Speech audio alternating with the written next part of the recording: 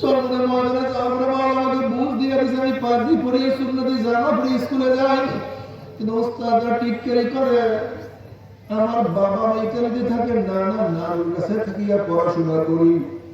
এখন নানা নানু পছন্দ করে না, তারা বাপ মার কাছে নানির কাছে তারা আমাকে ইতালি নিয়ে যাওয়ার জন্য ভিসা লাগানো শুরু করছে।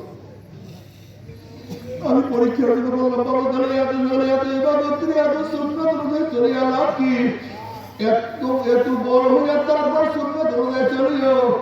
ওই ছেলে চোখের পানি ফলা করে, হুজুর বাবা ত্যাগ করতে পারবো, মা ত্যাগ করতে পারবো, দুনিয়া ত্যাগ করতে পারবো, কিন্তু আমি নবীর সুন্নাত ত্যাগ করতে পারবো না।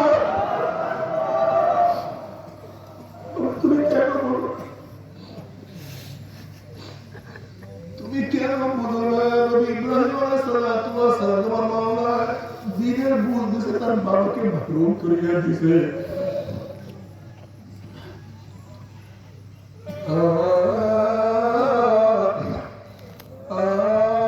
নবী আদম আলাইহিস সালাতু ওয়াস সালাম মাওলা দিনের বুঝ দিছে, তার ছেলে কাবিলকে আল্লাহ মাহরুম করিয়া দিছে।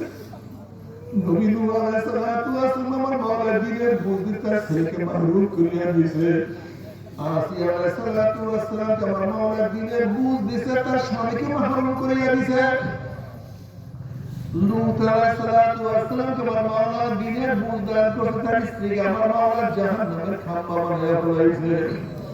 ইকরামা রাদিয়াল্লাহু তাআলা আনহুকে আমার মাওলা হেদায়েতের মালা পরায়া দিছে, তার বাবা আবু জাহেলকে জাহান্নামে কি বানায়া ফেলাইছে।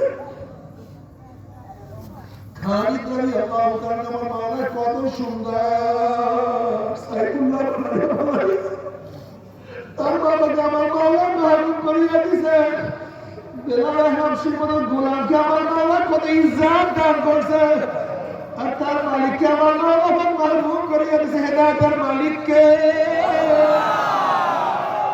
তুমি কি দেখো না কত মালিক হেদায়েত পায় না, গোলাম হেদায়েত পেয়ে গেছে। তুমি কি দেখো না কত বড় ভাই নামাজ পড়ে না কিন্তু ছোট ভাই নামাজ পড়ে না। তুমি কি দেখো না কত বাবা দাড়ি কাটে কিন্তু ছেলে দাড়ি কাটে না।